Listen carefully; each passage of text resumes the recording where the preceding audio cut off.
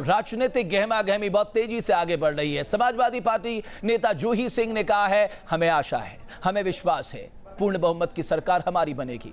जबकि बीजेपी के शहनवाज हुसैन का कहना है कि उत्तर प्रदेश बीजेपी का हो गया है। ये तो 11 के नतीजे ही बता पाएंगे। 11 तक हम श्योर हैं कि हम पूर्ण बहुमत की सरकार बना रहे हैं और ये एग्जिट पोल और पोस्ट पोल सर्विस पे बहुत विश्वास हम नहीं करते हैं। उनकी अपनी तकनीक है, उस तकनीक से वो हमें बताते हैं, लेकिन हमें आशा है कि हम पूर्ण बहुमत की सरकार बनाएंगे। नतीजे 11 तारीख को आएंगे। भारतीय जनता पार्टी अपार बहुमत से उत्तर प्रदेश में सरकार बनाएगी। गोवा, उत्तराखंड, मणिपुर के अंदर भी हम सरकार बनाएंगे। पंजाब में कांटे की लड़ाई है, लेकिन अभी से अखिलेश यादव हार मान रहे हैं नतीजे आने से पहले ही।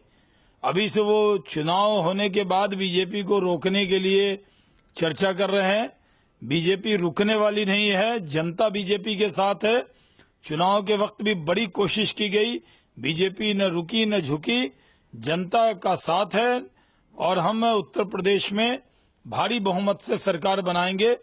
अखिलेश यादव जी और उनके नेता आजम खां भी हार मान चुके हैं। वो अभी से कहने लगे हार होगी तो सिर्फ अखिलेश की जिम्मेदारी नहीं होगी, ये कहा आजम खान साहब ने।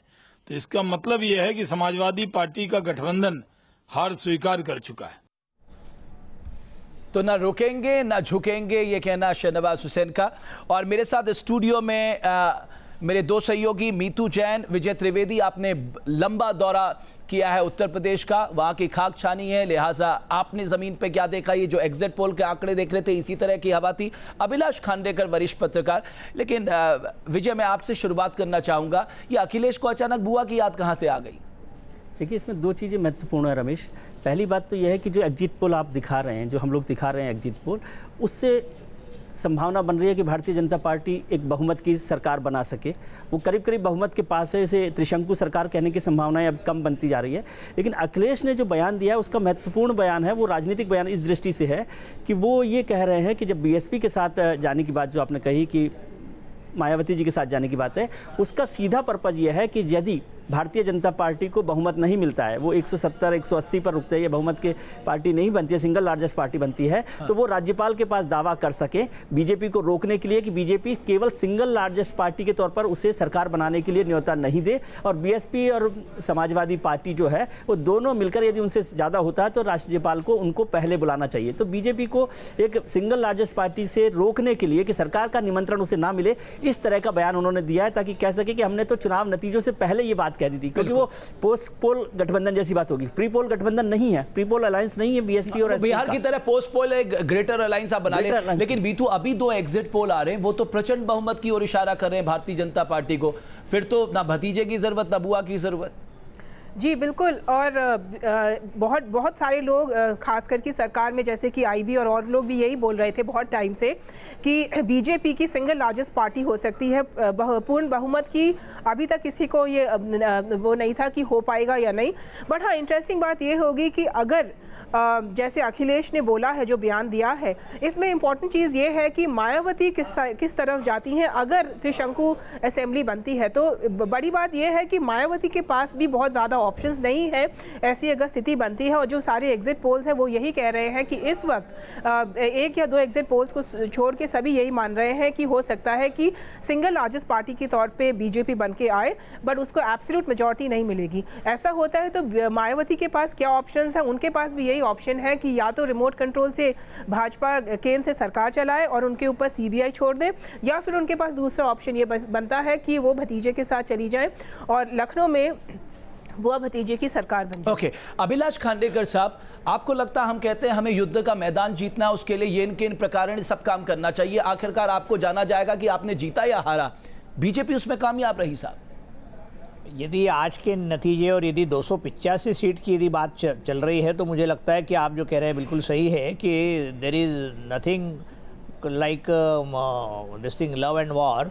तो मुझे लगता है कि बीजेपी ने अपनी पूरी ताकत झोंक दी थी और आपने देखा जैसे जैसे चरण के चुनाव होते चले गए वैसे वैसे बीजेपी ने हर तरीके से मतलब they left no stone unturned.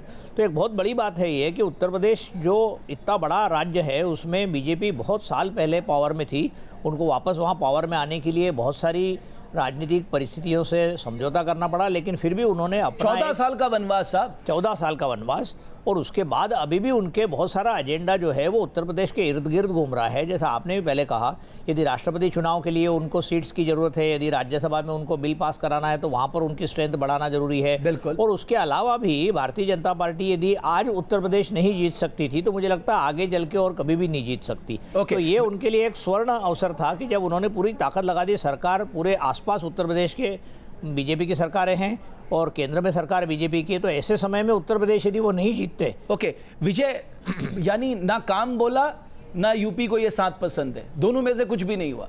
फिलहाल एग्जिट पोल तो यही कह रहे हैं कि यूपी में जो अखिलेश यादव का जो दावा था कि काम बोलता है, पर तो इसका पहला जो चरण था वो भारतीय जनता पार्टी के अध्यक्ष अमित शाह ने जिस तरह से कहा था कि कांग्रेस के साथ जिस दिन गठबंधन किया उसी दिन आत्मविश्वास डगमगा गया अखिलेश यादव का। इससे साफ होता है क्योंकि कांग्रेस जैसी कमजोर पार्टी जो उत्तर प्रदेश में थी, जिसके पास 28 सीटें थी, उसको 103 सीटें दे देना, यही अपने आप में बताता है कि अखिलेश यादव आपने 103 तो वैसे ही हार ली, शुरुआत हार ली या नहीं हारी, लेकिन मतलब आश्वस्त नहीं थे कि समाजवादी पार्टी उन सीटों को हासिल कर सकती है या समाजवादी पार्टी एक बहुमत की सरकार के बाद फिर से बहुमत में आ सकती है या नहीं आ सकती।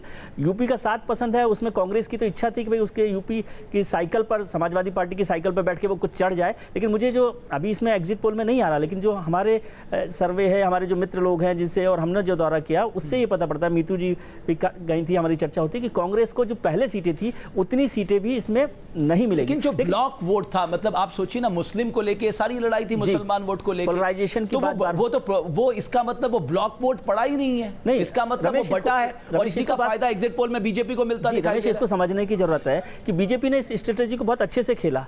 उन्होंने क्या किया कि पहले जो 3 फेज थे उसमें कहा कि वो बीएसपी से उसका मुकाबला चल रहा है पार्टी का, तो लगा होगा कि माइनॉरिटी वोट को कि बीएसपी सरकार बना सकती है या बीएसपी ताकत वाली होगी, तो माइनॉरिटी वोट बीएसपी की तरफ शिफ्ट हुआ। फिर उन्होंने स्ट्रेटेजी चेंज की बीजेपी ने और उन्होंने कहा नहीं, हमारा मुकाबला तो समाजवादी पार्टी से है, तो वो फिर वोट को कंफ्यूज किया माइनॉरिटी को और इस तरह से माइनॉरिटी वोट को स्प्लिट किया। लेकिन प्रधानमंत्री के लिए बहुत महत्वपूर्ण था ये चुनाव, उत्तर प्रदेश को जीतना, वाराणसी से वो सांसद है।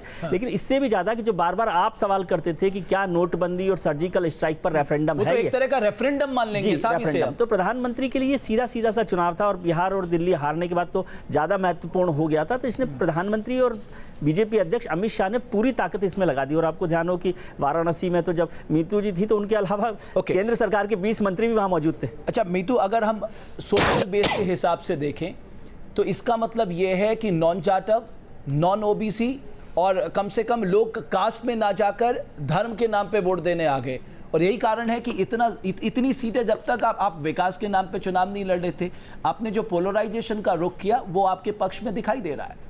जी, और आपको याद होगा प्रधानमंत्री ने जो बयान दिया था, एंड ना सिर्फ अमित शाह वगैरह ने जो कसब की बात करी थी, बट प्रधानमंत्री ने भी जो शमशान और कब्रिस्तान की बात करी थी, उससे काफ़ी हवा बदली थी।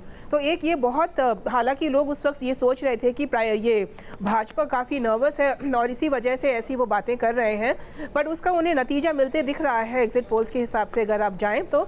और जहाँ तक मायावती जी की बात है, अगर आप एनालाइज करें, उन्होंने जो 100 के से ज़्यादा जो टिकट्स दिए है मुसलमानों को, अगर उसका एनालिसिस करें तो उसमें एक बड़ी इंपॉर्टेंट बात यह है कि मुख्तार अंसारी और उनके परिवार को छोड़ के कोई ऐसा बड़ा नेता नहीं है जो बहुत बड़ा वोट कैचर हो या बहुत उसका बहुत कोई वहाँ पे बेस हो।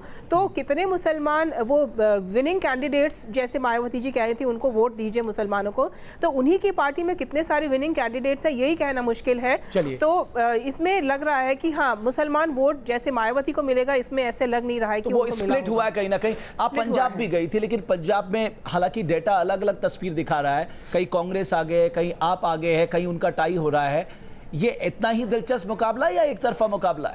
मुझे तो लगता है, हालांकि एग्जिट पोल्स कुछ भी गए, पर जो मेरी गट फीलिंग है, मुझे लगता है पंजाब में, और मुझे लगता है पंजाब एक ऐसा स्टेट है, पंजाब के लोग जो हैं वो एक्सपेरिमेंट करने में इंटरेस्टेड रहते हैं। वो ये कास्ट और जाति के उसमें इतना ज़्यादा वो विश्वास नहीं रखते। ऑफकोर्स धर्म उनके लिए बहुत बड़ी चीज़ है, पर थोड़ा बहुत एक्सपेरिमेंट करने में वो विश्वास रखते हैं। और जैसे कि आपने देखा था 2014 के चुनाव में जो हुआ था, मालवा से 4 आपके सांसद आए थे और मालवा में 69 एक्सपेरिमेंट करना चाहते हैं, आपके साथ एक्सपेरिमेंट करना चाहते हैं। और मुझे लगता है मालवा की जो 69 सीट्स जो हैं उसमें बहुत बड़े पैमाने पे आपकी तरफ जाएंगे। ओके, अभिलाष खांडेकर साहब, उसके बाद मैं विजय त्रिवेदी के पास आऊंगा।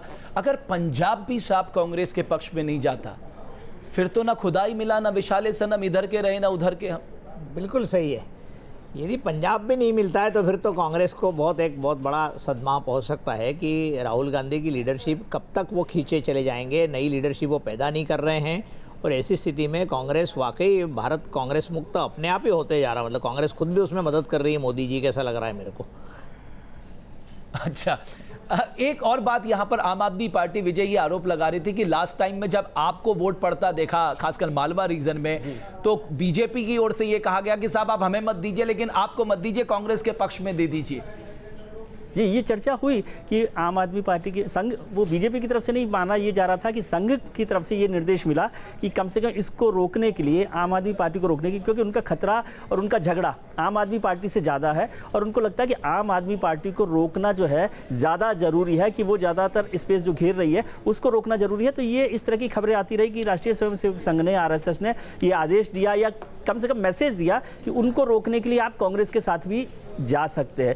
एक चीज़ मैं उत्तर प्रदेश के सिलसिले में आपको कहना चाहता हूँ कि मुस्लिम वोट के अलावा जो एक स्ट्रेटजी भारतीय जनता पार्टी की जो यहाँ पर सफल होती नजर आ रही है, वो है अमित शाह की स्ट्रेटजी नॉन जाटव और OBC वोट को तोड़ने की।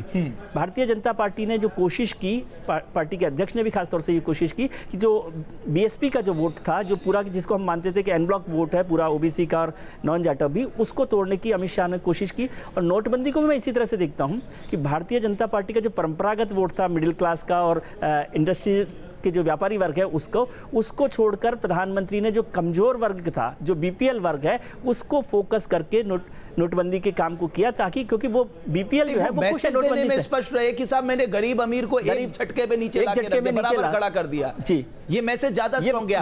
उत्तराखंड की भी चर्चा कर लेते हैं। विजय, उत्तराखंड को लेकर भी कांग्रेस को थोड़ा उम्मीद थी हरीश रावत से, लेकिन वो उम्मीद भी धूमिल पड़ती दिखाई दे रही है। जी, बिल्कुल ठीक बात है। उत्तराखंड में हालांकि ये मानना पड़ेगा कि हरीश रावत अकेले लड़े और उन्होंने भारतीय जनता पार्टी की सारी जो टीम थी उसके खिलाफ अकेले लड़ाई लड़ी है।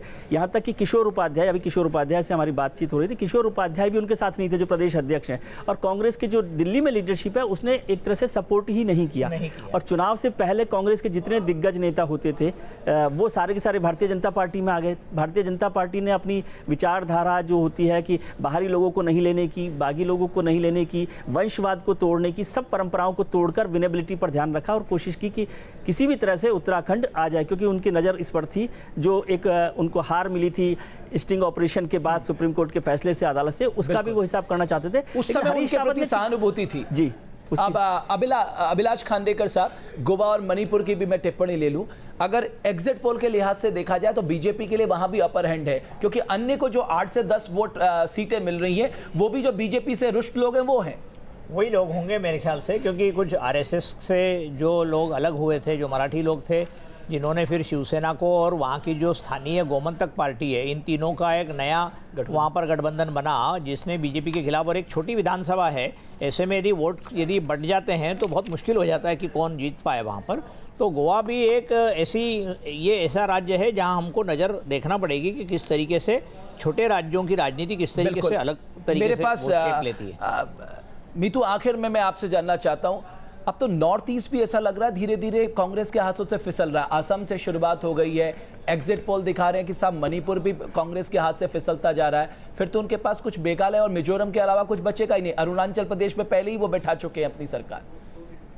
जी, अब इसमें देखना ये होगा कि जैसे खांडेकर साहब भी बोल रहे थे कि ये कब तक राहुल गांधी की जो लीडरशिप को लेके कब तक चलते रहेंगे और ये कहाँ तक जाके बात जो 44 एमपीज़ है वो कहाँ तक जाके कौन सा मतलब जो बेस है वो कहाँ पे जाके छुएगा। कांग्रेस के लिए ये सबसे बड़ा इस वक्त ये चैलेंज है कि वो उनका फ्यूचर क्या है, और गांधी फैमिली के साथ लग नहीं रहा कि उनका फ्यूचर कहीं पे फ्यूचर में कहीं उन्हें दिखाई भी दे रहा है। चलिए, आप तीनों का बहुत बहुत शुक्रिया इस चर्चा में जुड़ने के लिए। तो ये अनुमान थे, अनुमान के लिहाज से हमने इन 5 राज्यों की तस्वीर आपके सामने रखी, लेकिन 11 तारीख को न्यूज नेशन में सुबह 6 बजे से और 8 बजे के बाद जब काउंटिंग शुरू होगी, हम हकीकत आपको बताएंगे कि दरअसल जनता जनार्दन ने किसको सिरमौर बनाया है, किसकी होली मनेगी, किसका देवाला निकलेगा, ये 11 तारीख को साबित हो जाएगा। बहुत बहुत शुक्रिया आप सभी का न्यूज नेशन का महापोल देखने के लिए।